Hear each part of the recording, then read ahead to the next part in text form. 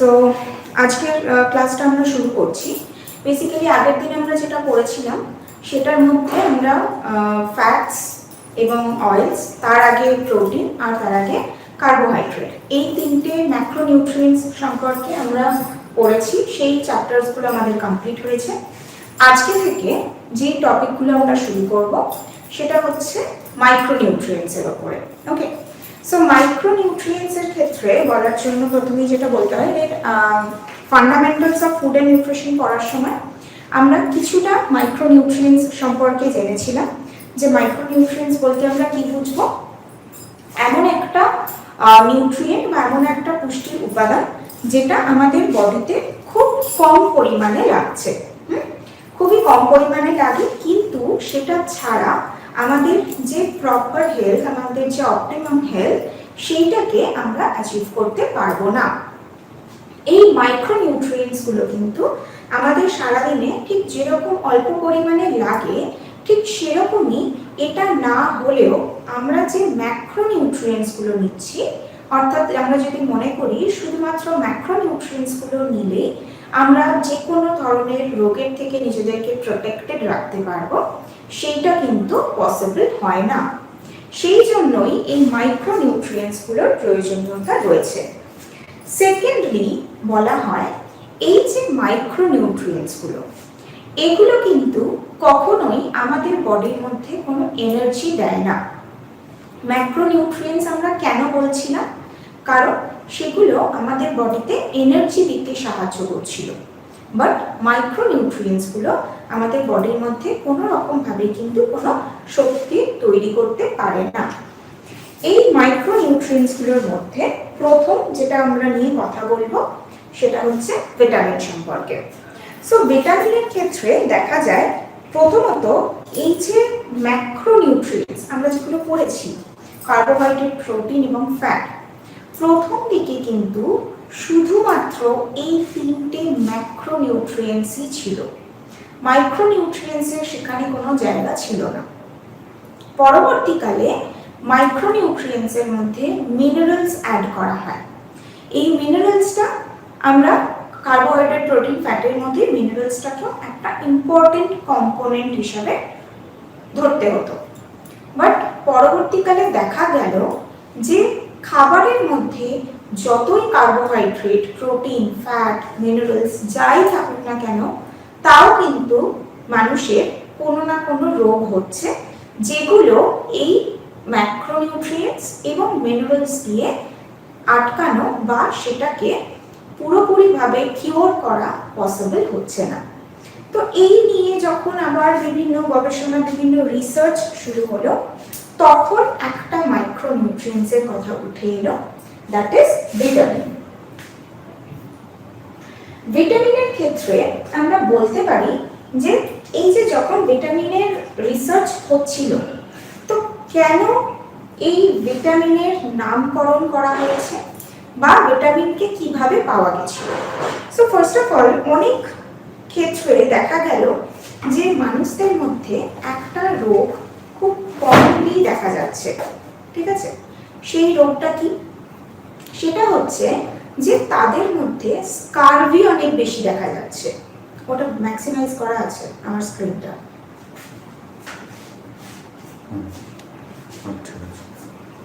তো তাদের মধ্যে দেখা গেল যে স্কারভি রোগটা কিন্তু অনেক বেশি কমন, ঠিক আছে?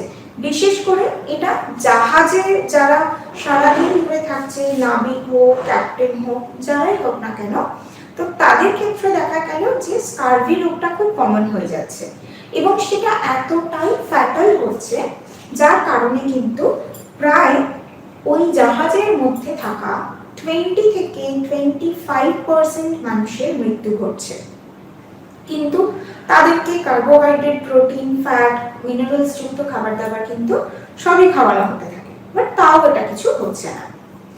নেক্সট কি দেখা গেল, যে এই মানুষগুলোকে যাদের স্কারভি হয়েছে বা যাদের এখনো অবধি হয়নি, ওই জাহাজে আরো যে বাকি লোকজনরা রয়েছে যাদের এখনো অবধি স্কারভি হয়নি, সেই মানুষগুলোকেই যখন অরেঞ্জ দেওয়া হচ্ছে বা এই ধরনেরই কোনো টক জাতীয় ফল তাদের খাবারের মধ্যে অ্যাড করা হচ্ছে, অথবা তাদেরকে যখন সবুজ শাকসবজি তাদের খাবারের মধ্যে অ্যাড করা হচ্ছে, স্কারভি রোগটা কিন্তু প্রতিরোধ করা যাচ্ছে। তো তখন এই নিয়ে রিসার্চ করে দেখা গেল যে এই খাবারগুলোর মধ্যে এমন একটা নিউট্রিয়েন্ট রয়েছে যেটা এই স্কারভি রোগটাকে প্রতিরোধ করতে পারে। আবারও পরে সেই নিউট্রিয়েন্টটার নাম দেওয়া হলো ভিটামিন সি।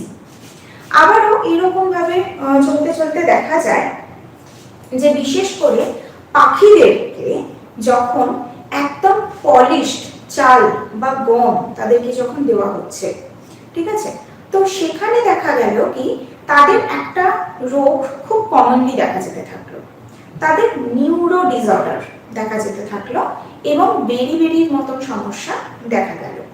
এগুলো কি সেগুলো আমরা প্রত্যেকটাই আস্তে আস্তে জানবো।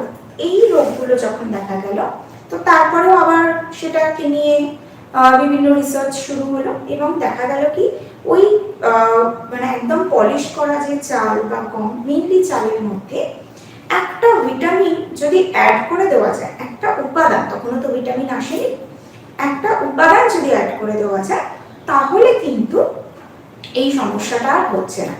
সেটা কি? সেটা হচ্ছে থায়ামিন। তো এইভাবে আস্তে আস্তে আরেকটা ভিটামিন উঠে এলো যার নাম হচ্ছে ভিটামিন বি1 বা থায়ামিন। এইভাবে কিন্তু অনেক ধরনের ভিটামিনকে আবিষ্কার করা হয়েছিল। এই যে ভিটামিনটা বলছি, এই ভিটামিনটাকে কেন এরকম নাম দেওয়া হয়েছে? ভিটামিনটাকে যদি আমরা দুটো পার্টে ভেঙে নিই তাহলে দেখা যাবে এই ভিটামিনের মধ্যে দুটো কথা রয়েছে। একটা হচ্ছে ভাইটাল, আরেকটা হচ্ছে অ্যামিন। ওকে, ভাইটাল মানে কি? খুব ইম্পর্টেন্ট কিছু, এবং অ্যামিন অর্থাৎ যেটা প্রোটিনের সাথে রিলেটেড বা অ্যামাইনো অ্যাসিডের সাথে রিলেটেড। বাট প্রথম দিকে এটা কি মনে করা হতো, এই যে ভিটামিন অর্থাৎ এই যে নিউট্রিয়েন্টটা, এটা হয়তো অ্যামাইনো অ্যাসিডের সাথে সম্পর্কিত, অর্থাৎ এই ভিটামিনগুলো বোধহয় অ্যামাইনো অ্যাসিড থেকে তৈরি হচ্ছে, বা প্রথম অবস্থায় আমরা কখনোই এগুলোকে আলাদাভাবে পাবো না। সবসময় আমার বডিতে যদি প্রোটিন থাকে তবেই আমি ভিটামিনকে পাবো, অর্থাৎ আমার বডিতে যদি অ্যামাইনো অ্যাসিড থাকে তবেই আমি ভিটামিনকে আমার বডিতে তৈরি করতে পারবো। তখন এই ভিটামিনের নামটা অর্থাৎ স্পেলিংটা ছিল ভিটামাইন বা ভাইটামাইন। ওকে, কিন্তু পরে দেখা যায় যে প্রতিটা ভিটামিনের সাথে কিন্তু অ্যামাইনো অ্যাসিড বা অ্যামিনো গ্রুপের রিলেশন নেই। এমন অনেক ভিটামিন রয়েছে যেগুলোকে আমরা সরাসরি প্লান্ট সোর্স থেকে পেয়ে থাকি। সেই জন্য পরে কি হলো, এই ইটা বাদ চলে গেল এবং ভিটামিনের স্পেলিংটা তখন হয়ে গেল এইরকম। ওকে, আলটিমেটলি এই নামটা দেওয়ার কারণ হচ্ছে ভিটামিন মানে এমন একটা ইম্পর্টেন্ট পাওয়ারফুল একটা কম্পোনেন্ট যেটা আমাদের বডির মধ্যে পুরো প্রতিরোধক ক্ষমতা গড়ে তুলছে।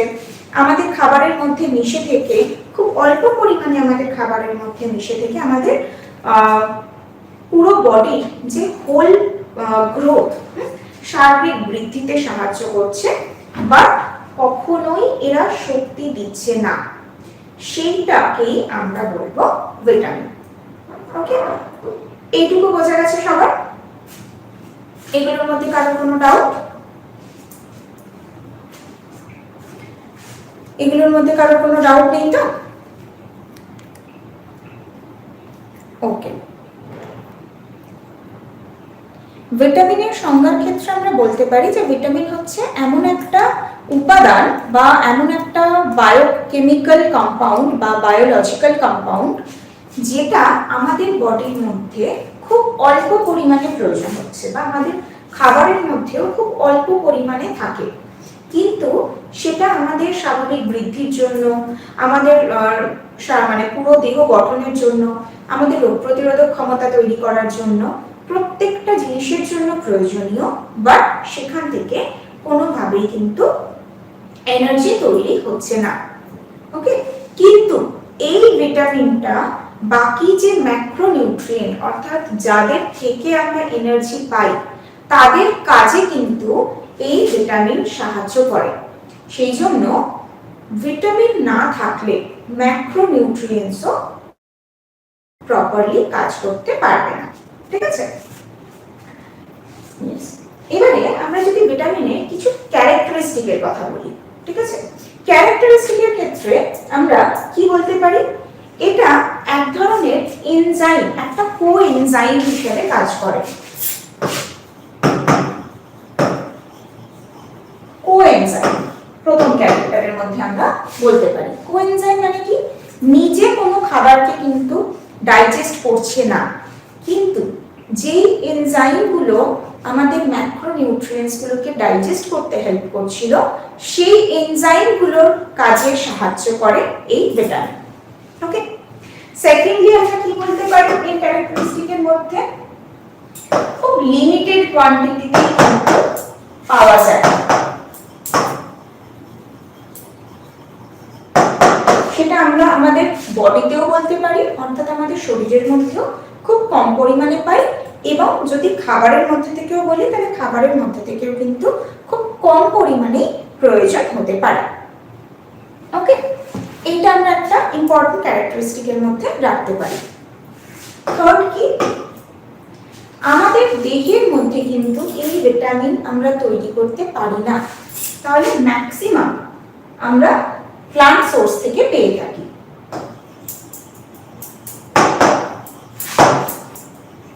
derived from food, ঠিক আছে, খাবারের মধ্যে থেকে আমরা পেয়ে থাকি। কয়েকটা ভিটামিন রয়েছে যেটা আমাদের বডিতে তৈরি হয়, যেরকম vitamin A, vitamin D, vitamin K এবং বি12। এই কয়েকটা ভিটামিনই শুধুমাত্র আমাদের বডির মধ্যে তৈরি হতে পারে। নেক্সট আমরা আর কি বলতে পারি, বিভিন্ন ধরনের ডিজিজকে প্রিভেন্ট করতে হেল্প করে, অর্থাৎ ডিজিজ প্রিভেনশনে কাজ করে।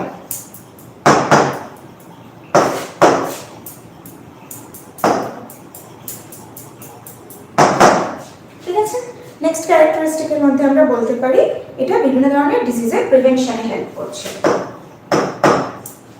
নেক্সট কি, মেটাবলিজমে হেল্প করছে। মেটাবলিজম মানে কি, যেই ম্যাক্রোনিউট্রিয়েন্টসটা আমরা নিলাম সেটাকে ভেঙে এবার যখন গ্লুকোজ, অ্যামিনো অ্যাসিড এবং ফ্যাটি অ্যাসিড তৈরি হলো, সেইগুলো থেকে এনার্জি তৈরি করা, সেই প্রসেসটাকে আমরা বলি মেটাবলিজম।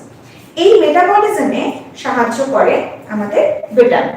ঠিক আছে, এইগুলো আমরা ভিটামিনের কিছু ইম্পর্টেন্ট ক্যারেক্টারিস্টিকের মধ্যে বলতে পারি। ওকে, এবারে এখানে যে দেখা যাচ্ছে ভিটামিন এ, ডি, কে, বি12 এরকম অনেক ভিটামিন কিন্তু রয়েছে, প্রচুর ভিটামিন রয়েছে, কিন্তু সব ভিটামিন যে একই রকম ভাবে কাজ করবে তা নয়, বা একই মিডিয়ামে যে কাজ করবে তা নয়। তাহলে নেক্সট ক্যারেক্টারিস্টিক আমরা কি বলতে পারি, soluble in water or fat medium. কিছু ভিটামিন রয়েছে যারা আমাদের বডিতে ফ্যাট মিডিয়ামে কাজ করে, এবং কিছু ভিটামিন রয়েছে যারা আমাদের ব্লাডের মধ্যে, অর্থাৎ ওয়াটার সলিউবল ভিটামিন। এই সলিউবিলিটির উপরে ডিপেন্ড করেই কিন্তু আমরা ভিটামিনের ক্লাসিফিকেশন করব। ওকে, ভিটামিনের ক্লাসিফিকেশনে আমরা কি দেখব, ভিটামিনের ক্লাসিফিকেশনের মধ্যে আমরা ভিটামিনকে দুটো ভাগে ভাগ করে নিতে পারি। একটা ভাগ হচ্ছে ফ্যাট সলিউবল ভিটামিন এবং আরেকটা হচ্ছে water soluble vitamin. Fat soluble vitamin কি, ফ্যাট সলিউবল ভিটামিনের মধ্যে চারটে ভিটামিন পড়ে, vitamin A, vitamin B, vitamin E এবং ভিটামিন কে। এই চারটে ভিটামিন পড়ে এবং যাদের যে কেমিক্যাল নেম, সেই কেমিক্যাল নেমগুলো আমাদেরকে মাথায় রাখতে হবে। যদি এই চারটে ভিটামিনের কথা বলি, এই চারটে ভিটামিনের একটা করে নির্দিষ্ট কাজ রয়েছে, ঠিক আছে? আমি প্রথমে ফ্যাট সলিউবল ভিটামিনের কথায় আসছি।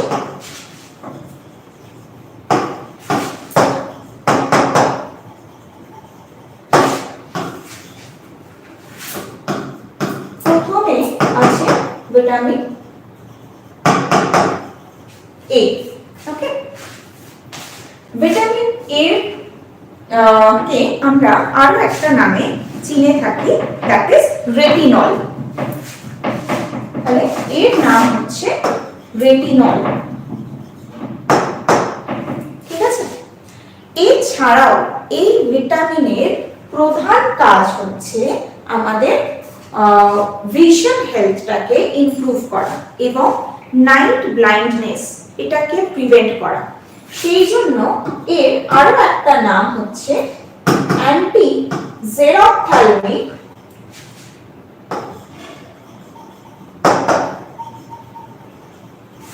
ভিটামিন। ওকে, অ্যান্টি জেরোথ্যালমিক ভিটামিন আমরা বলে থাকি যেহেতু এর একটা কাজ নাইট ব্লাইন্ডনেস বা জেরোথ্যালমিয়া, জেরোথ্যালমিয়া মানে কমপ্লিট ব্লাইন্ডনেস, সেই কমপ্লিট ব্লাইন্ডনেসটাকে প্রিভেন্ট করতে সাহায্য করে।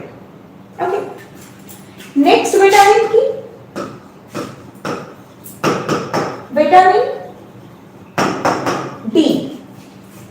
ওকে, ভিটামিন ডি, এই ভিটামিন ডি এরও আরো একটা নাম রয়েছে, দ্যাট ইজ ক্যালসিফেরল বা কোলেক্যালসিফেরল।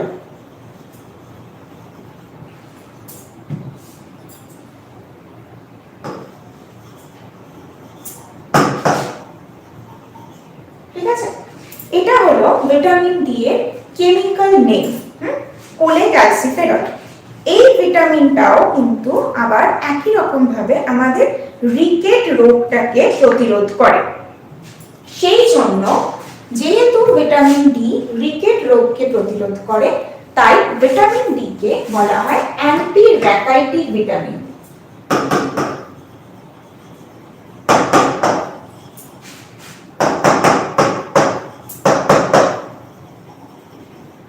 ওকে, আমরা ভিটামিন ডি এর নাম জানলাম ক্যালসিফেরল বা কোলেক্যালসিফেরল। কিছু কিছু জায়গায় আমাদের বডির মধ্যে, মেইনলি যদি আমরা আমাদের বডির মধ্যে বলে থাকি, তাহলে এই ক্যালসিফেরল এই ফর্মে ভিটামিন ডিটা কাজ করে। সেই জন্য কিন্তু অনেক সময় একে আমরা, এর যে রাসায়নিক নাম সেটাকে আমরা শুধুমাত্র ক্যালসিফেরল বলতে পারি। ওকে, এবং তার সাথে যেহেতু এ আমাদের রিকেট রোগটাকে প্রতিরোধ করছে, সেই জন্য একে আমরা বলতে পারি anti rachitic vitamin. Sorry, anti rachitic vitamin. বলুন।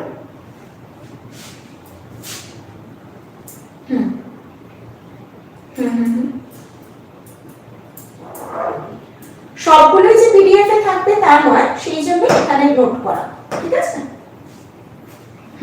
ওকে, আচ্ছা, এইটা গেল নেক্সট ভিটামিন।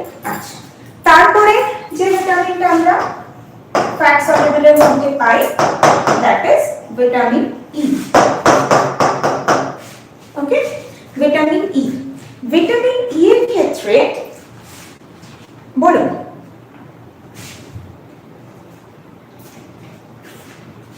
শোনা যাচ্ছে না, আপনার কথাটা না ক্লিয়ার আসছে না, আপনার কথাটা ক্লিয়ার আসছে না।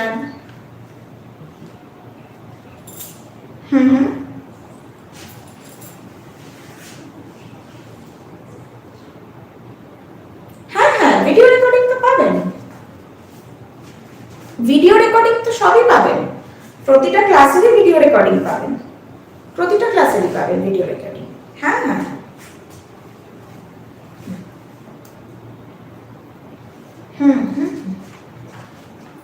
এই রে, এইটাতে সমস্যা আছে, কারণ অ্যাটেন্ডেন্সটা ম্যাটার করে না। হ্যাঁ বলুন।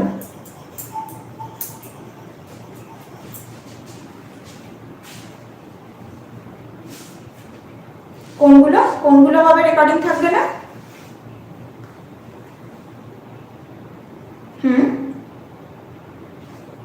যেগুলো ইন্টার্নশিপ ক্লাস সেগুলো রেকর্ডিং থাকবে না, ইন্টার্নশিপ ক্লাসে রেকর্ডিং হয় না। হ্যাঁ, আচ্ছা, এরপরের যেটা ভিটামিন ই। ভিটামিন ই এর কেমিক্যাল নেমটা আমরা কি বলতে পারি?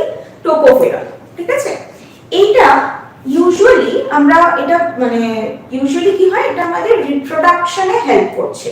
এটাকে সেই জন্য আমরা রিপ্রোডাক্টিভ ভিটামিনও কিন্তু এই ভিটামিন ই কে বলে থাকি। ঠিক আছে, এবং নেক্সট যে ভিটামিনটা, that is vitamin K. Okay, vitamin K. Vitamin K chemical name হচ্ছে ফাইলোকুইনন। ফাইলোকুইনন। ভিটামিন কে প্রধান কাজটা হচ্ছে আমাদের ব্লাড ক্লটিংটাকে প্রিভেন্ট করা। ওকে, এই যে হঠাৎ করে যখন কেটে যাচ্ছে সেই মুহূর্তে কি হয়, আমাদের রক্ত যখন বেরোচ্ছে তখন রক্তটা বন্ধ হয়ে যায়, কিন্তু কখনোই কিন্তু আমাদের শরীরের ভিতরে রক্ত বন্ধ হয় না, কারণ আমাদের বডির মধ্যে ভিটামিন কে রয়েছে।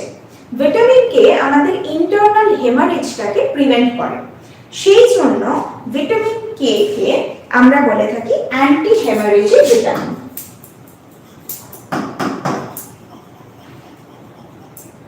আচ্ছা, এইদিকে দেখা যাচ্ছে তো? ঠিক আছে, ওকে ওকে। অ্যান্টি হেমারেজিক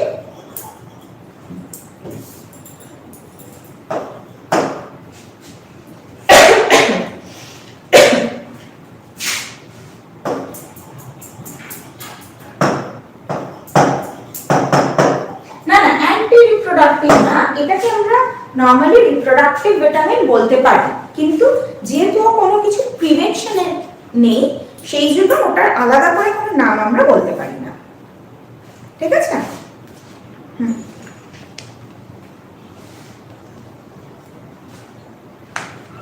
এখন আমরা আসিনি সেগুলো পড়বো, প্রত্যেকটা ভিটামিন একটা একটা করে আমরা জানবো। এটা আমি শুধু এখন ক্লাসিফিকেশনের দিকে আসছি। হ্যাঁ, ওকে। তো এইটা গেল আমাদের ফ্যাট সলিউবল ভিটামিনের মধ্যে। ঠিক আছে, এইটার মধ্যে কারোর কোনো ডাউট নেই? এগুলো সবার বোঝা গেছে?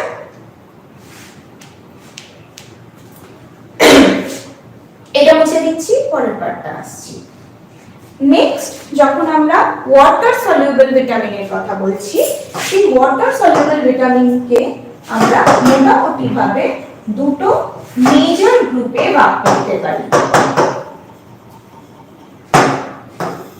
ঠিক আছে, কি কি সেটা? এক হচ্ছে B complex. B complex vitamin. এই বি কমপ্লেক্স ভিটামিন মানে এর মধ্যে অনেকগুলো ভিটামিন কিন্তু একসঙ্গে রয়েছে। সেইগুলো কি কি? এটা একটা একটা করে লিখছি। যেরকম প্রথমে আছে ভিটামিন B1। ঠিক আছে, ভিটামিন B1 বা এটার কেমিক্যাল নেমটা হচ্ছে থায়ামিন। অলরাইট, নেক্সট কি? ভিটামিন B2, এর কেমিক্যাল নেম রাইবোফ্লাভিন।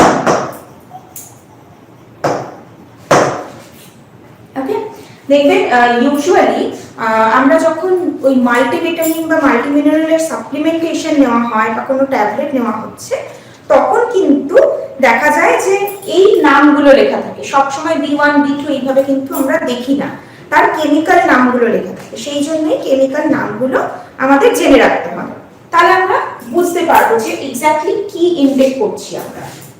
নেক্সট হচ্ছে, কিছু বলবেন কেউ? আনমিউট হয়েছিলেন কেউ, কিছু বলবেন? ওকে, নেক্সট হচ্ছে ভিটামিন B3 বা নায়াসিন। ওকে, নেক্সট ভিটামিনের মধ্যে আমরা ভিটামিন B5।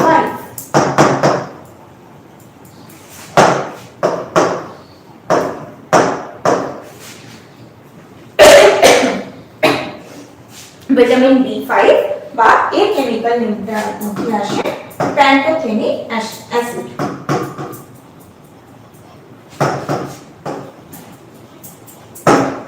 ওকে,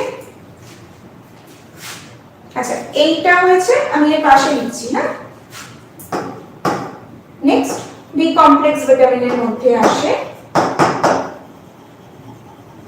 ভিটামিন B6। ভিটামিন B6 যার কেমিক্যাল নেম আমরা বলতে পারি পাইরিডক্সিন।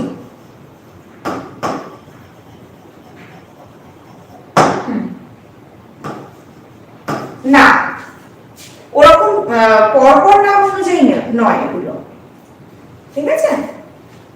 আচ্ছা, তারপরে আসছে ভিটামিন B7 বা এর কেমিক্যাল নেম আছে বায়োটিন।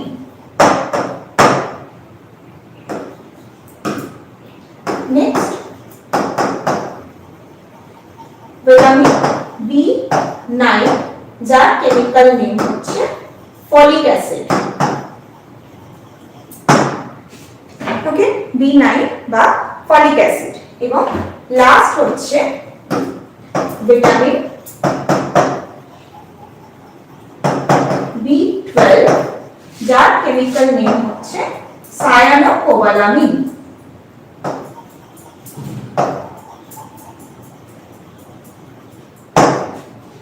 ওকে, সায়ানোকোবালামিন। এই টোটাল 8টা ভিটামিন, এই টোটাল সায়ানোকোবালামিন, আমি স্পেলিংটা একবার বলে দিচ্ছি, কারণ হয় ক্যামেরাটা ঘোরালেও ওখানটা বোঝা যাবে না, হয়তো আমি স্পেলিংটা বলে দিচ্ছি। CYANOCOBALAMINE cyanocobalamin. CYANOCOBALAMIN।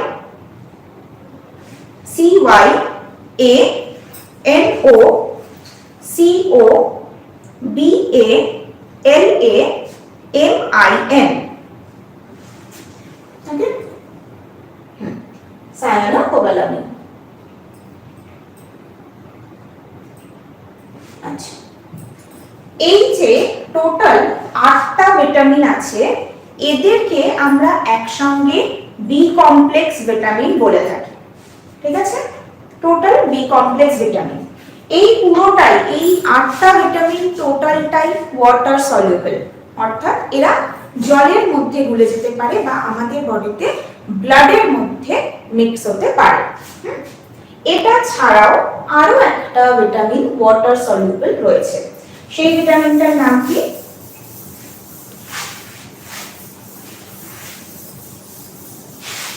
ভিটামিন 9 হচ্ছে ফলিক অ্যাসিড।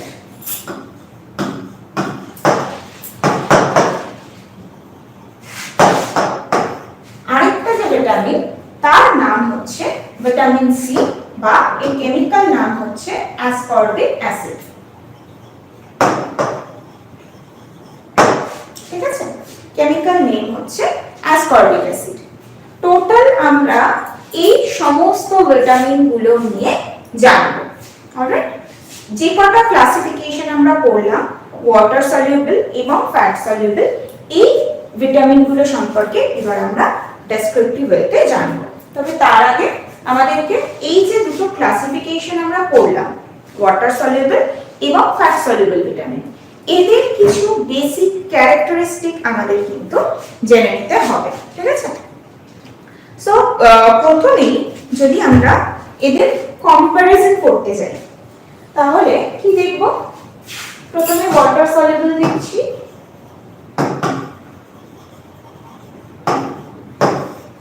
এখানে আছে ওয়াটার সলিউবল এবং এখানে আছে ফ্যাট সলিউবল,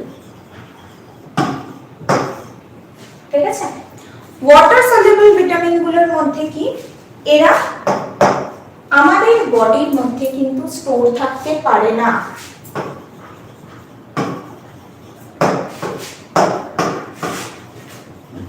ঠিক আছে?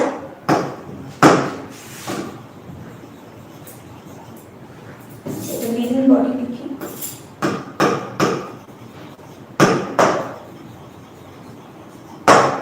এই ওয়াটার সলিউবল ভিটামিন গুলো আমাদের বডির মধ্যে স্টোর থাকে না, এগুলো এক্সক্রিট হয়ে যায়,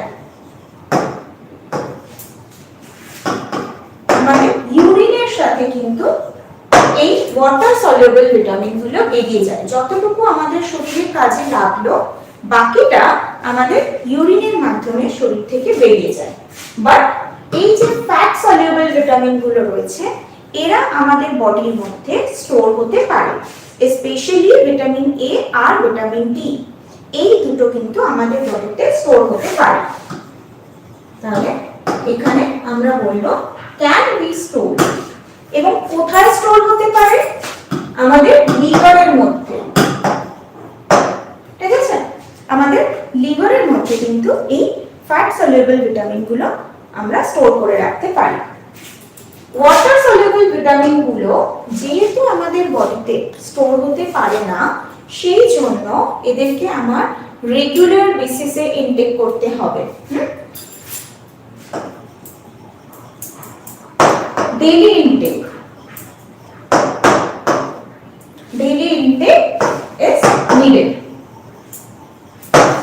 But fat soluble vitamin গুলো যেহেতু আমি স্টোর করে রাখতে পারি, তাই জন্য আমি যদি আজকে ফ্যাট সলিউবল ভিটামিন নিচ্ছি, কালকেও যে আমাকে নিতেই হবে, না নিলেই আমার ডেফিসিয়েন্সি তৈরি হয়ে যাবে তা কিন্তু নয়।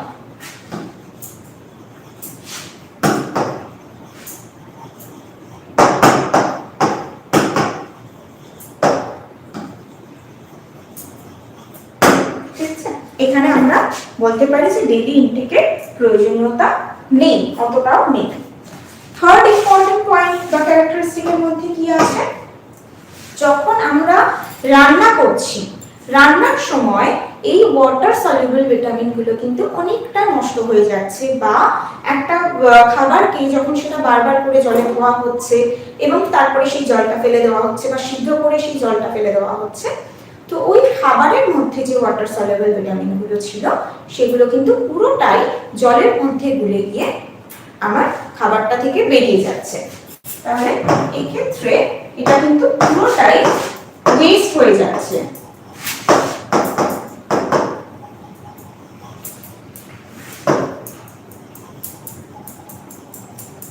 এটার ক্ষেত্রে ওয়াটার সলিউবল ভিটামিনের ক্ষেত্রে কিন্তু শুধুমাত্র আমি এটা বলতে পারি না যে রান্না যখন করছি মানে শুধু যে হিট দিচ্ছি তখনই এটা নষ্ট হয়ে যাচ্ছে তা নয়।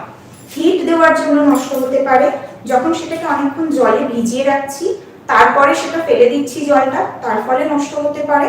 থার্ড কি হতে পারে?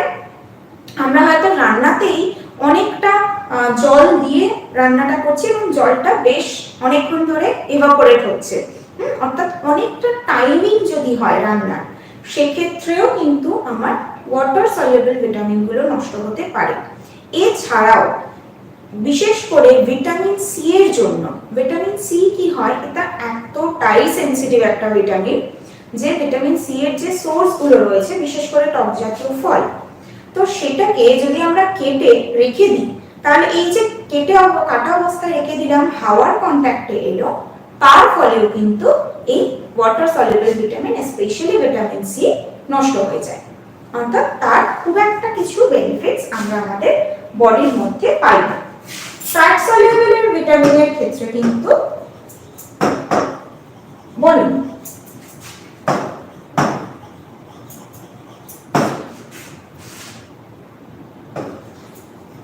না না না না না সেটা ওটা আলাদা কারণ আছে ফ্যাটি লিভারের। হ্যাঁ,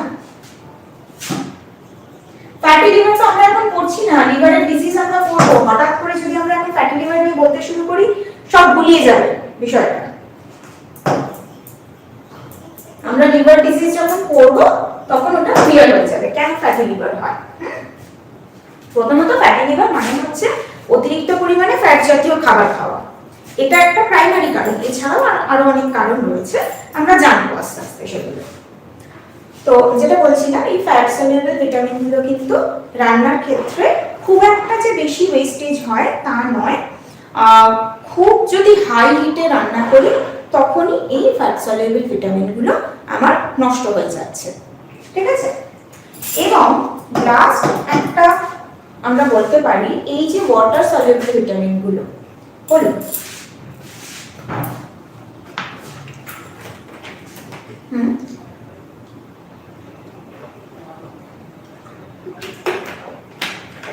একই হবে, নষ্ট হয়ে যাবে, হ্যাঁ একই ব্যাপার, প্রত্যেকটা ক্ষেত্রেই তাই। আচ্ছা, ওয়াটার সলিউবল ভিটামিনের ক্ষেত্রে আরো একটা ইম্পর্টেন্ট ক্যারেক্টারিস্টিকের মধ্যে পড়ে যে এইটা কিন্তু এই ওয়াটার সলিউবল ভিটামিনগুলো আমরা নিজেরা আমাদের বডিতে তৈরি করতে পারি না, ঠিক আছে। cannot be synthesized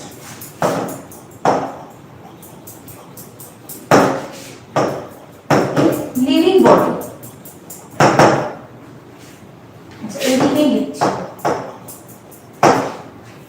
এইগুলো আমরা আমাদের বডিতে তৈরি করতে পারি না, তবে এমন একটাই ভিটামিন রয়েছে যেটা আমরা আমাদের বডিতে তৈরি করতে পারি ওয়াটার সলিউবলের মধ্যে, সেটা হচ্ছে নায়াসিন, ঠিক আছে। B3 বা নায়াসিন এইটাই শুধুমাত্র আমাদের বডিতে আমরা তৈরি করতে পারি একটা প্রোটিন থেকে, which is ট্রিপ্টোফ্যান।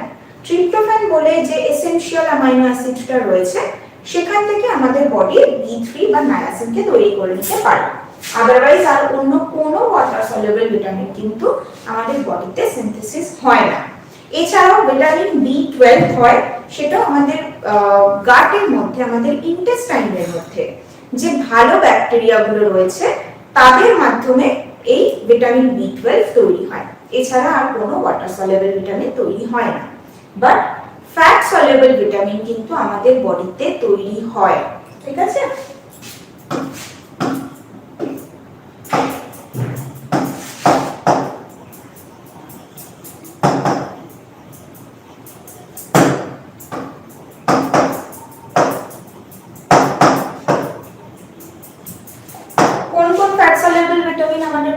তৈরি হতে পারে ভিটামিন A তৈরি হতে পারে, ভিটামিন D তৈরি হয় এবং ভিটামিন K আমাদের বডির মধ্যে তৈরি হয়। ওকে, এই কয়েকটা ইম্পর্টেন্ট ক্যারেক্টারিস্টিক আমরা দেখে থাকি water soluble and fat soluble ভিটামিনের মধ্যে। ওকে, can be synthesized in living body।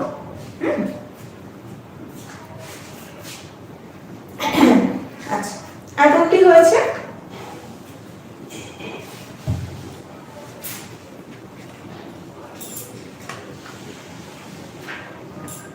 তিনটে না, চারটে। আচ্ছা, যেটা তৈরি হয় বডির মধ্যে, হ্যাঁ, A, D আর K, এই তিনটে আমাদের বডির মধ্যে তৈরি হয়। এইগুলো হয়ে গেল।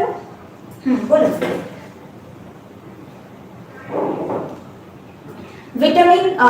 ভিটামিন B3 বা নায়াসিন আর হচ্ছে ভিটামিন B12, ঠিক আছে। আচ্ছা, এবারে এই যে বলছি ভিটামিন B12 আর B3, ঠিক আছে, এটা হয় ওয়াটার সলিউবলতে, এমনিতে হয় না আমাদের বডিতে তৈরি, কিন্তু এই দুটো ভিটামিন আমাদের বডিতে তৈরি হতে পারে। আচ্ছা, এবারে এই যে বলছি যে কিছু ভিটামিন আমাদের বডির মধ্যে তৈরি হয়, তাহলে এগুলো তৈরি কোথা থেকে হচ্ছে? এর জন্য আবার ভিটামিনের কয়েকটা টাইপস রয়েছে। সেই টাইপটা কি? একটা হচ্ছে প্রোভিটামিন, ওকে, একটা আমরা বলতে পারি প্রোভিটামিন। এই যে প্রো কথাটার মানে হচ্ছে আগের অবস্থা, অর্থাৎ প্রোভিটামিন বলতে আমরা বুঝবো যেই ভিটামিনগুলো আমাদের বডিতে বা ইউজুয়ালি আমাদের খাবারের মধ্যে এমন কিছু উপাদান থাকে যার থেকে আমাদের বডিতে ভিটামিন তৈরি হচ্ছে, তাদেরকে আমরা বলবো প্রোভিটামিন। অর্থাৎ একটা ভিটামিনের আগের অবস্থাকে আমরা বলে থাকি প্রোভিটামিন। যেরকম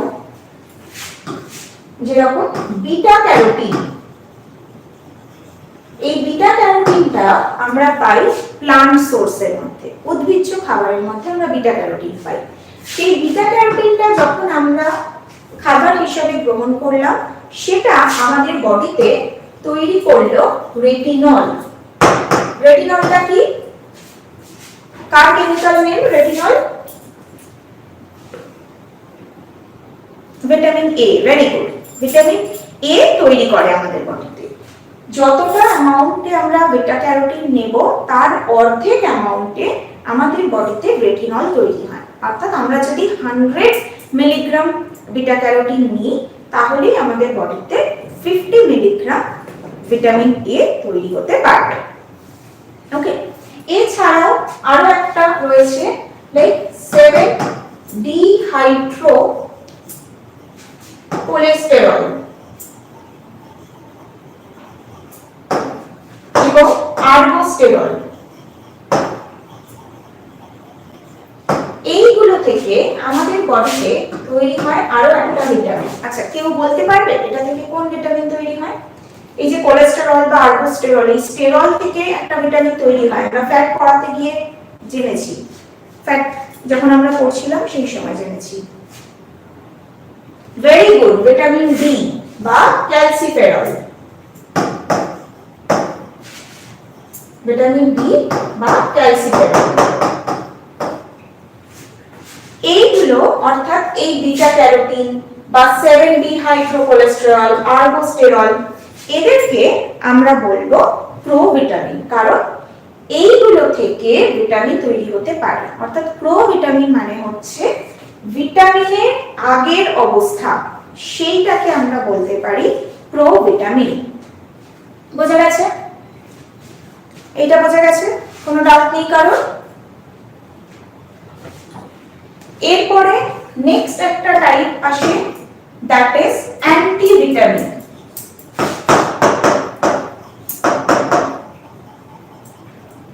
আচ্ছা, নামটা থেকে কি মনে হচ্ছে অ্যান্টিভিটামিন মানে কি?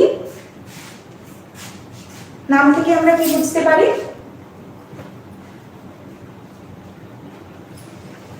প্রতিরোধ ক্ষমতা ঠিক নয়, বিরুদ্ধটা ঠিক আছে। অ্যান্টিভিটামিন মানে হচ্ছে এমন কয়েকটা উপাদান যেগুলো আমার খাবারের মধ্যে রয়েছে এবং তাদেরকে দেখতে ঠিক ভিটামিনের মতোই, দেখতে বলতে তাদের যে কেমিক্যাল স্ট্রাকচারটা, সেই কেমিক্যাল স্ট্রাকচারটা অ্যাজ ইট ইজ কোনো একটা ভিটামিনের মতো, কিন্তু সেই উপাদানটা ওই ভিটামিনের মতো কাজ তো করেই না, উল্টে সেই ভিটামিনের কাজটাকে বাধা দিচ্ছে। সেই ভিটামিনটা যাতে কোনোভাবে কাজ করতে না পারে, সেই জিনিসটা করে কিছু উপাদান। তাহলে তাদেরকে আমরা বলবো অ্যান্টিভিটামিন, অর্থাৎ যে উপাদানগুলো ভিটামিনের বিরুদ্ধে কাজ করছে তাদেরকে আমরা বলে থাকি অ্যান্টিভিটামিন।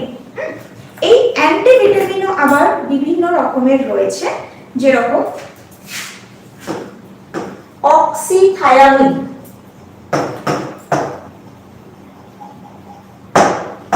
ঠিক আছে, অক্সিথায়ামিন।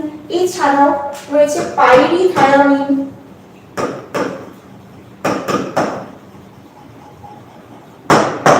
থায়ামিনেজ,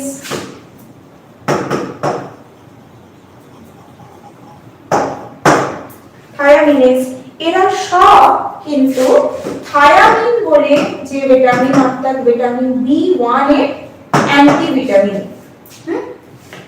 B1 কে এরা কাজ করতে দেয় না যদি আমার খাবারের মধ্যে অক্সিথায়ামিন বা পাইরিথায়ামিন বা থায়ামিনেজ এই ধরনের কিছু পাওয়া যায়। ওকে, নেক্সট আমরা যদি ভিটামিন বলুন।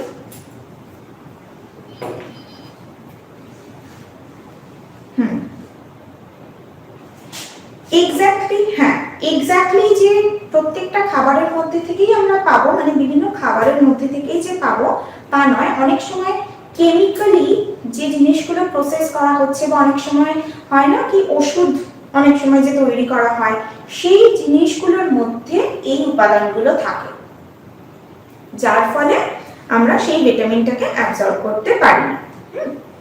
আবারও ভিটামিন B12 এর একটা অ্যান্টিথায়ামিন থাকে, দ্যাট ইজ গ্যালাক্টোফ্ল্যাভিন। নামটা থেকেও কিন্তু আমরা বুঝতে পারবো ওটা কোন ভিটামিনের অ্যান্টিভিটামিন। দ্যাট ইজ গ্যালাক্টোফ্ল্যাভিন হচ্ছে রাইবোফ্ল্যাভিনের অ্যান্টিভিটামিন। ওকে, গ্যালাক্টোফ্ল্যাভিন রাইবোফ্ল্যাভিনের অ্যান্টিভিটামিন। এছাড়াও বায়োটিন, ঠিক আছে, বায়োটিন বা ভিটামিন B7 যেটা আমরা জানলাম, সেই B7 এর অ্যান্টিভিটামিন আমরা পেয়ে থাকি অ্যাভিডিন। অ্যাভিডিন যেটা বায়োটিনের অ্যান্টিভিটামিন। এই অ্যাভিডিনটা মেইনলি আমরা পেয়ে থাকি এগ হোয়াইটের মধ্যে। এগ হোয়াইটটা মানে যখন কাঁচা অবস্থায় থাকছে, মেইনলি যখন ওটা লিকুইড অর্থাৎ জেল ফর্মে থাকছে, সেই অবস্থায় আমরা এগ হোয়াইটের মধ্যে এই অ্যাভিডিনটা পেয়ে থাকি। কিন্তু যখনই তাকে আমরা বয়েল করছি অর্থাৎ তাকে হিট দিচ্ছি এবং এগ হোয়াইটটা যখন ডিনেচার্ড হয়ে যাচ্ছে অর্থাৎ ওটা যখন সলিড হয়ে যাচ্ছে, সলিড হয়ে গেলে এই অ্যাভিডিনটা নষ্ট হয়ে যায় এবং যার কারণে আমরা এগ হোয়াইটের মধ্যে থাকা বায়োটিনটাকে কমপ্লিটলি বডিতে অ্যাবজর্ব করতে পারি। ঠিক আছে, এটা একটা খুব মানে উল্লেখযোগ্য উদাহরণ আমরা বলতে পারি অ্যাভিডিনের ক্ষেত্রে। এইগুলো বোঝা গেছে? কোনটা বলুন? অ্যান্টিভিটামিন মানে হচ্ছে যারা ভিটামিনের বিরুদ্ধে কাজ করে, অর্থাৎ ভিটামিনের মতোই দেখতে কিন্তু এদের কাজটা ভিটামিনের মতো নয়। ভিটামিনের তো আমরা অনেক কাজ জানবো বা কিছু কাজ জেনেওছি, যারা আমাদের মেইনলি রোগ প্রতিরোধক ক্ষমতা তৈরি করছে, আমাদের বৃদ্ধিতে সাহায্য করছে, আরো অনেক অনেক কাজ করে। অ্যান্টিভিটামিন হচ্ছে এই ভিটামিনগুলোকে কাজ করতে দেয় না। যেরকম ধরুন আমি বায়োটিনের কথা বলছি, বায়োটিনের অ্যান্টিভিটামিন কি জানলাম? অ্যাভিডিন। অ্যাভিডিনকে দেখতে ঠিক বায়োটিনের মতো, কিন্তু অ্যাভিডিন যদি থাকে খাবারের মধ্যে তাহলে বায়োটিনটা কাজ করতে পারে না, মিন্স বায়োটিনটা আমাদের শরীরে অ্যাবজর্ব হতে পারে না। বায়োটিনটা সাথে অ্যাভিডিনটা যুক্ত অবস্থায় থাকে, ঠিক আছে, এবং যার ফলে এই বায়োটিনের যে কাজ সেইটাকে নষ্ট করে দেয়। ওকে,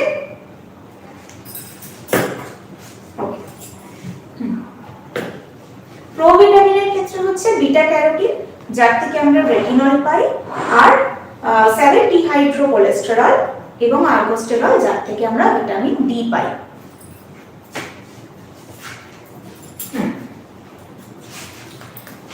এই দুটো ছাড়াও আরো একটা ভিটামিন আমরা আরো একটা টাইপস অফ মানে ক্লোন আমরা বলতে পারি ভিটামিনের দেখে থাকি, যেটা হচ্ছে সিউডো ভিটামিন।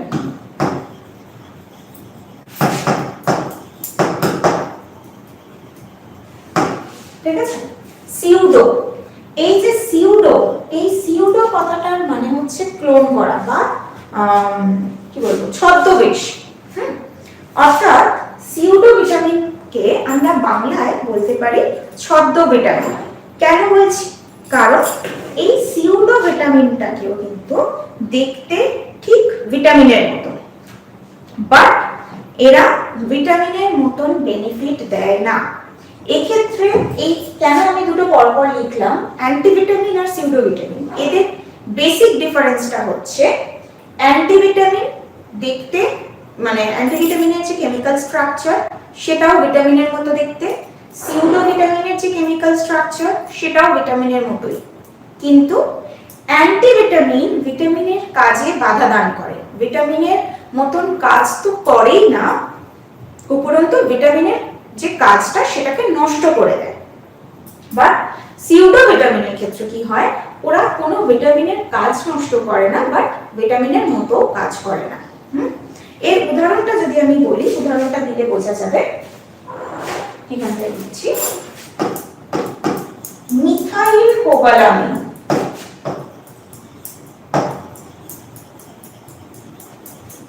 ঠিক আছে, মিথাইল কোবালামিন যেটা, সেটা হচ্ছে সায়ানোকোবালামিন বা ভিটামিন B12 এর pseudo vitamin.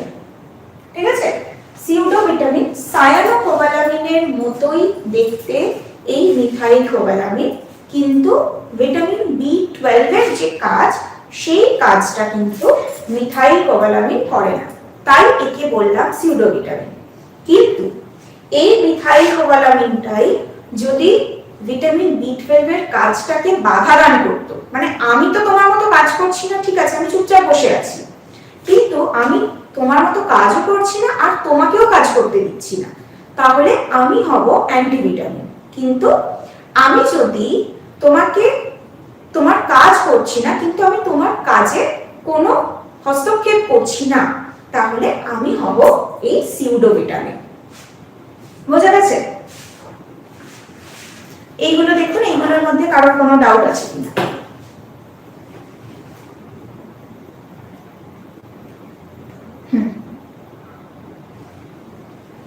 Exactly, methyl cobalamin এইগুলো, এই যেগুলো বলছি না, মেইনলি অ্যান্টিভিটামিন বা সিউডোভিটামিন, এরা কিন্তু মেইনলি আমাদের মেডিসিনাল প্রপার্টি, মানে যেগুলো আর্টিফিশিয়ালি আমরা তৈরি করি সেগুলোর মধ্যে ম্যাক্সিমাম সোর্স দেখা যায়। মিথাইল কোবালামিনের ক্ষেত্রে B12 এর সেম কাজটা করে না, ওরা কখনোই করে না। মিথাইল গ্রুপের আলাদা একটা কাজ থাকে, কোবালামিন মানে হচ্ছে তার মধ্যে কোবাল্ট এই মিনারেলটা থাকে, ঠিক আছে? তো কোবাল্টের আলাদা কাজ করছে। কিন্তু আমি যদি ভাবি যে মিথাইল কোবালামিন আমি B12 এর মতন জিনিসটা কাজ করবে, সেটা হয় না। কোবাল্টের যে নিজস্ব কাজ সেটা করে। ওকে,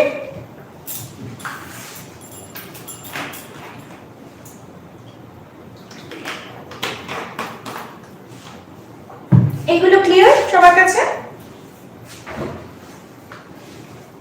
এটা ইরেজ করে দিলাম। হ্যাঁ, ওকে, এবারে আরো কয়েকটা টার্ম আমরা জানবো। হ্যাঁ বলুন।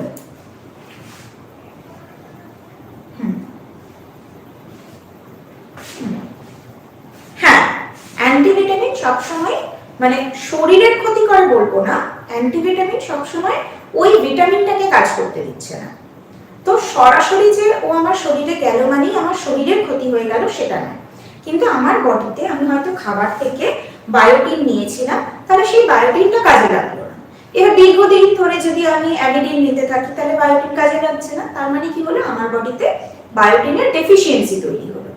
ক্ষতিটা হচ্ছে এই দিক থেকে, কিন্তু অ্যান্টিভিটামিন মানে যে সে আমার শরীরের জন্য সরাসরি ক্ষতিকারক সেটা নয়। বোঝা গেল?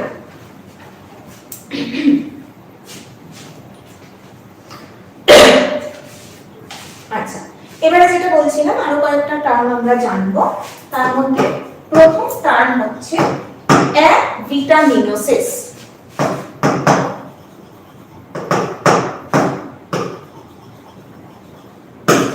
ঠিক আছে, অ্যাভিটামিনোসিস। এই অ্যাভিটামিনোসিস মানে কি? যখন আমার বডিতে কোনো ভিটামিন নেই, পুরো মানে অ্যাবসেন্স অফ ভিটামিন যদি আমরা বলে থাকি,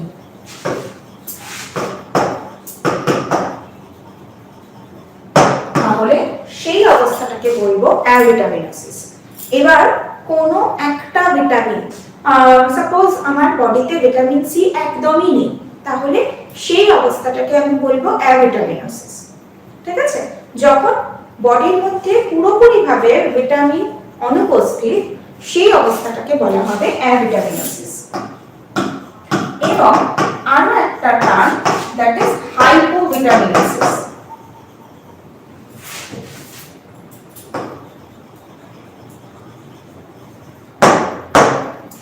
হাইপো কথাটার মানে হচ্ছে কম, অর্থাৎ হাইপোভিটামিনোসিস মানে হচ্ছে যখন বডিতে ভিটামিনের পার্সেন্টেজ কম আছে, সেই অবস্থাটাকে বলবো হাইপোভিটামিনোসিস, অর্থাৎ ডেফিসিয়েন্সি, অভাব দেখা যাচ্ছে, ডেফিসিয়েন্সি অফ ভিটামিন,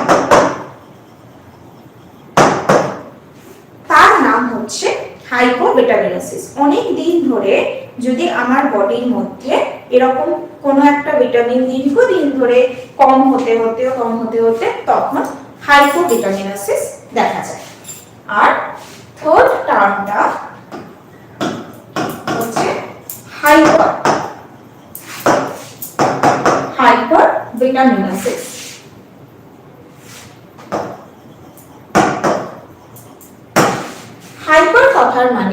বেশি, অর্থাৎ হাইপার ভিটামিনোসিস মানে এক্সেস অফ ভিটামিন।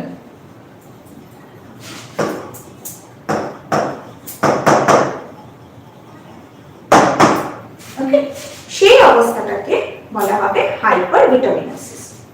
এবার বিষয়টা হচ্ছে এই যে হাইপার ভিটামিনোসিস, এই হাইপার ভিটামিনোসিসটা সেই ভিটামিনগুলোর ক্ষেত্রেই দেখা যায় যারা আমাদের বডিতে স্টোর থাকে। যেরকম ভিটামিন এ, ভিটামিন এ যেহেতু ফ্যাট সলিউবল এবং ভিটামিন ডি এরা যেহেতু ফ্যাট সলিউবল হওয়ায় আমার লিভারের মধ্যে স্টোর থাকতে পারে, তাই জন্য এই দুটো ভিটামিন যদি বেশি হয়ে যায় তখন আমাদের হাইপার ভিটামিনোসিস দেখা যায়। দেখবেন যাদের মানে কোনো বোনস রিলেটেড কোনো প্রবলেম, আর্থ্রাইটিস হোক বা যে কোনো বোনস রিলেটেড যদি কোনো প্রবলেম হয় এবং আমরা যখন ডক্টরের কাছে সাজেশনের জন্য যাই, ডক্টর যদি কাউকে ভিটামিন ডি এর জন্য কোনো মেডিসিন দেয়, কারণ ভিটামিন ডি যদি কম থাকে এবং তাকে যদি মেডিসিন দেওয়া হয়, সেটা কিন্তু এমন নয় যে কন্টিনিউ করে যেতে বলা হয়। তার একটা স্পেসিফিক ডোজেস থাকে। কিরকম? সেটা হয়তো সপ্তাহে একদিন এবং সেটা ম্যাক্সিমাম 2 থেকে 3 মাস কন্টিনিউ করতে বলা হয়, তারপরে কিন্তু আর বলা হয় না। কারণ এই যে স্পেসিফিক ডোজ এবং ডোজেস, এটার মাধ্যমে আমি যতদিন এটাকে কন্টিনিউ করলাম আমার লিভার কিন্তু ভিটামিন ডিটাকে স্টোর করে নিতে পারলো এবং সেই স্টোরড ভিটামিনটাই দিয়েই আমার আগামী একটা বছর আমার বডি কিন্তু খুব ভালোভাবে বোনসটাকে স্ট্রেংথেন করতে পারবে। সেই জন্যই অতিরিক্ত পরিমাণে যে ভিটামিনগুলো আমার বডিতে স্টোর হয় সেগুলো আমরা কখনোই অতিরিক্ত পরিমাণে কিন্তু নিতে পারবো না। যদি নিই তাহলে বেশ কিছু সিমটমস দেখা যায়। আমি বলবো না বিশাল কিছু একটা সমস্যা তৈরি হয়ে যায় বডির মধ্যে, বাট কয়েকটা সিমটম দেখা যায়। যেরকম ভিটামিন এ এর ক্ষেত্রে দেখা যায় যে যদি ভিটামিন এ যদি খুব বেশি হয়ে যায় তাহলে একদমই মানে লস অফ অ্যাপেটাইট এই সমস্যা দেখা যেতে পারে, বা হয়তো সারাক্ষণই একটা নশিয়া, গা বমি ভাব, বা আমাদের বডি ওয়েটটা হঠাৎ করে খুব তাড়াতাড়ি কমে যাচ্ছে, সারাক্ষণই একটা ঘুম ঘুম ভাব, প্রচন্ড ডিজিনেস, এই সমস্যাগুলো দেখা যেতে পারে কিন্তু ভিটামিন এ যদি আমাদের বডির মধ্যে বেশি হয়ে যায়। একই রকম ভাবে ভিটামিন ডি এর ক্ষেত্রেও তাই। এই অতিরিক্ত ফ্যাটিগনেস বা নশিয়া বা বডি ওয়েট র্যাপিডলি ডিক্রিজ করছে বা হেডেক, সব সময় মাথাটা ধরে রয়েছে, এই সমস্যাগুলো কিন্তু দেখা যেতে পারে যদি ভিটামিন ডি এক্সেস হয়ে যায়। এই সমস্যাগুলোকে বলা হয় হাইপোভিটামিনোসিস। ঠিক আছে?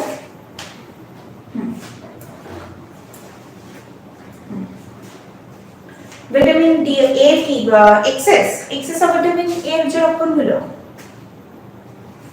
ভিটামিন এ হ্যাঁ এক্সেস লক্ষণগুলোর মধ্যে দেখা যায় ধরুন প্রচন্ড উইক লাগছে, সারাক্ষণই একটা ঘুম ঘুম ভাব, যাই খাচ্ছে তাতেই গা বমি ভাব এবং খিদে একদমই না পাওয়া, হঠাৎ করে ওজনটা খুব তাড়াতাড়ি কমতে থাকা, এই সমস্যাগুলো দেখা যায় ভিটামিন এ এর ক্ষেত্রে যদি এক্সেস হয়ে যায়। এবার ধরুন কারোর এরকম হয়েছে যে খিদে নেই একদমই, বা হয়তো ঘুম ঘুম ভাব লাগছে, কিছু খেলেই গা বমি ভাব লাগছে, তার মানে কিন্তু এটা কখনোই ভাববেন না যে এটা ভিটামিন এ বেশি হয়ে গেছে বলে হচ্ছে। কারণ এই সমস্যাগুলো আরো অনেক সমস্যার কারণ হতে পারে। মানে এই যে সিমটমস গুলো বললাম এগুলো অনেক ধরনের সমস্যার কিন্তু লক্ষণ। সেই জন্য কোনো একটা স্পেসিফিক যে লক্ষণ সেটা দেখেই আমরা বুঝবো না যে আমার এক্স্যাক্টলি এই প্রবলেমটাই হয়েছে।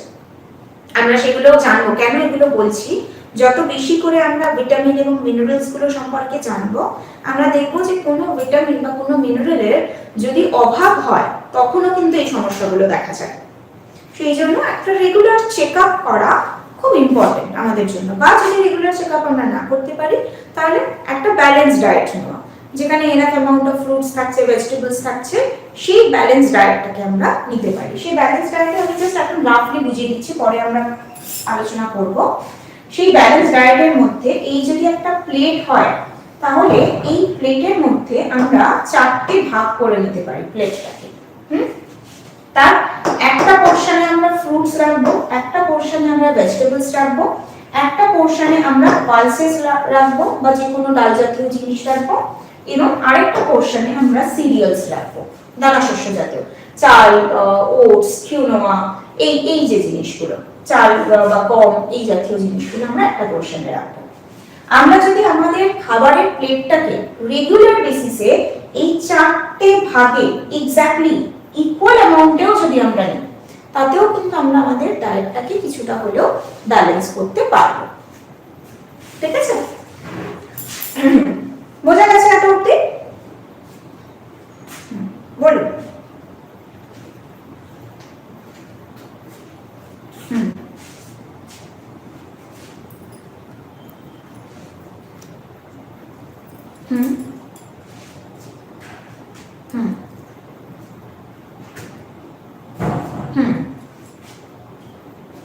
সেক্ষেত্রে আমাদেরকে যেটা মাথায় রাখতে হবে, যে ভিটামিনের এক্সেস আমরা হয়ে গেছে, যেগুলো মেইনলি ভিটামিন এ আর ডি, তাহলে সেই সোর্সগুলোকে আমাকে কমিয়ে নিতে হবে। স্পেশালি আমরা ভিটামিন এ ম্যাক্সিমাম তো প্লান্ট সোর্স থেকেই নিই। ভিটামিন এ আমরা যত রকমের কালার্ড ভেজিটেবলস রয়েছে বা ফ্রুটস রয়েছে তার থেকে পাই, তাহলে সেই সোর্সটা তখন আমাকে কমিয়ে রাখতে হবে।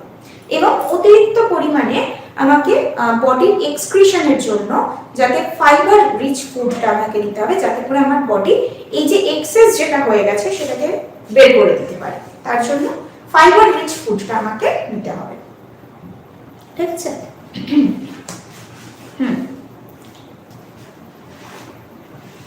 কি কি খাওয়া দরকার আমরা সোর্স পড়বো, তো ভিটামিন বি12 তো আমরা পড়বো, তখন আমরা দেখবো সেখানের মধ্যে কি কি ইম্পর্টেন্ট সোর্স রয়েছে, মানে রিচেস্ট সোর্স কি কি রয়েছে ভিটামিন বি12 এর। সেই জিনিসগুলো আমরা যখন পড়বো তবেই বুঝতে পারবেন যে কি কি খাওয়া দরকার।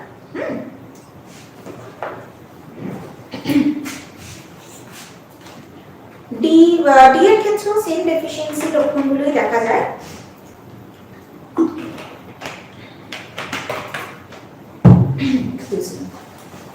ডি এর ক্ষেত্রেও দেখা যায় যেরকম হেডেক বা গা বমি ভাব, হঠাৎ করে ওজনটা খুব তাড়াতাড়ি করে কমে যাওয়া, বা সারা দিন ধরে একটা ঘুম ঘুম ভাব, ওই ডিজিনেস, এই জিনিসগুলো দেখা যায় ভিটামিন ডি এর যদি অতিরিক্ত হয়ে যায়।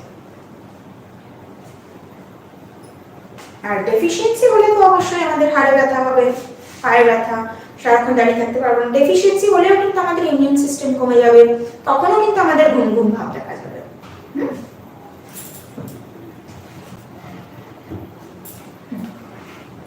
হতেই পারে, বেড়ে গেলেও ক্যালসিফিকেশন হতে পারে।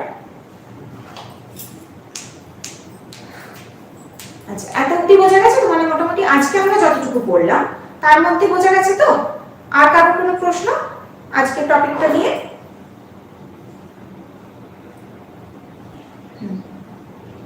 মেটাবলিজম হচ্ছে আমরা যখন খাবার খাচ্ছি, খাবারটা প্রথমে ডাইজেস্ট হচ্ছে, ডাইজেস্ট হওয়ার পরে সে তৈরি করলো কার্বোহাইড্রেট থেকে গ্লুকোজ তৈরি হলো।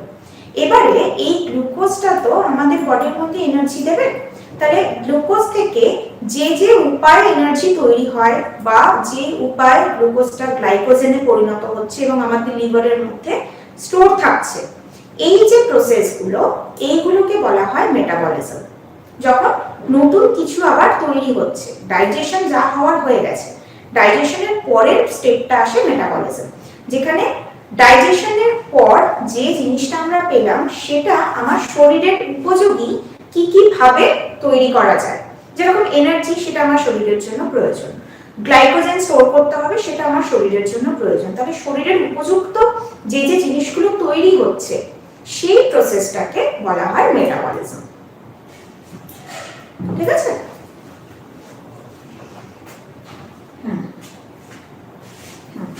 মেটাবলিজমের মধ্যে পড়বে এটা।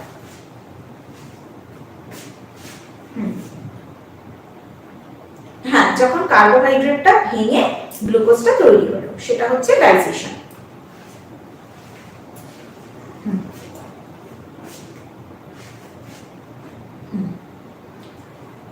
এই অ্যাবসেন্স অফ ভিটামিন মানে সেটাও কিন্তু টেস্ট করেই দেখতে হয়।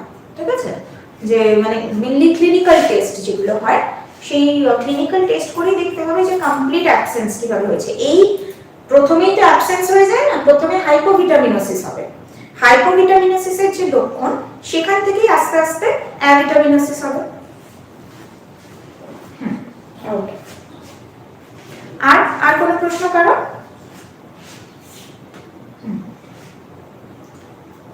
কি বলবো বলুন, মানে কোন জিনিসটা জানতে চাইছেন fat soluble? Fat soluble vitamin হচ্ছে ভিটামিন এ, ডি, ই, কে, যারা আমাদের যে কোনো ফ্যাট মিডিয়ামে ডাইলিউট হতে পারে, যে কোনো ফ্যাট মিডিয়ামে ডিসলভ হতে পারে। এবার আমরা যদি ফ্যাট না নিই, যে যখন আগের দিন আমরা ফ্যাটের ইম্পর্টেন্স করেছিলাম, তো আমরা যদি ফ্যাট জাতীয় খাবার না নিই তাহলে কিন্তু এই ফ্যাট সলিউবল ভিটামিনগুলো আমাদের বডিতে কাজ করতে পারবে না, কারণ তারা ডিসলভই হতে পারছে না। ঠিক আছে? এবং যেহেতু আমাদের বডির মধ্যে অলরেডি ফ্যাট স্টোর থাকে, সেই জন্য এই ফ্যাট সলিউবল ভিটামিনগুলো আমাদের বডির মধ্যে স্টোর থাকতে পারে। কিছু বলছিলেন কেউ একজন? হ্যাঁ,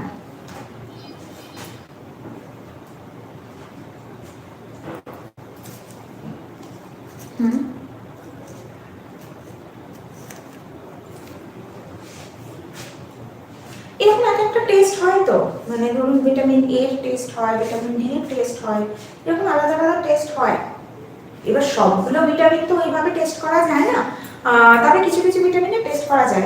ফলিক অ্যাসিড, ভিটামিন বি12, এই জিনিসগুলো কিন্তু খুব ভালোভাবেই মানে টেস্ট করা যায় আলাদা আলাদা করে।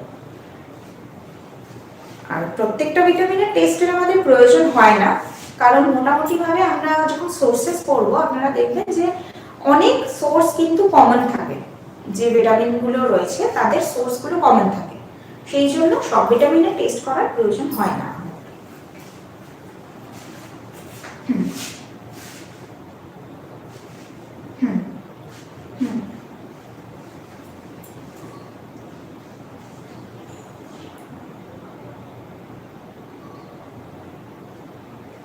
এটা হয় বডির প্রপার মেটাবলিজম হচ্ছে না, অ্যাবজর্পশন প্রত্যেকটা সেলের মধ্যে প্রতিটা নিউট্রিয়েন্টস প্রপারলি যদি না পৌঁছায় তখন হয় এরকম।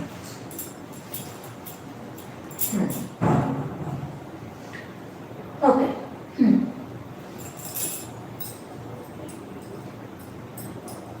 আজকের ক্লাসের রেকর্ডিং তো আজকে পাবেন না, ওটা মানে যে কোনো ক্লাসের রেকর্ডিং পেতে অ্যাটলিস্ট এক সপ্তাহ টাইম লাগবে, তারপরে পাবেন ওটা। ঠিক আছে? ঠিক আছে। হ্যাঁ, না সেটা করি না ম্যাডাম। ইউনিভার্সিটি থেকে পড়াশোনা করেছে, ম্যাডাম কলকাতায় থাকে, তাই ক্যালকাটা ইউনিভার্সিটি থেকেই পড়েছে।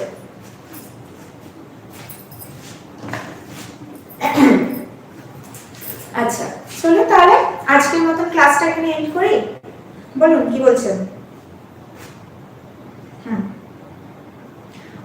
আগের ক্লাসে বোধহয় পেয়ে যাবেন।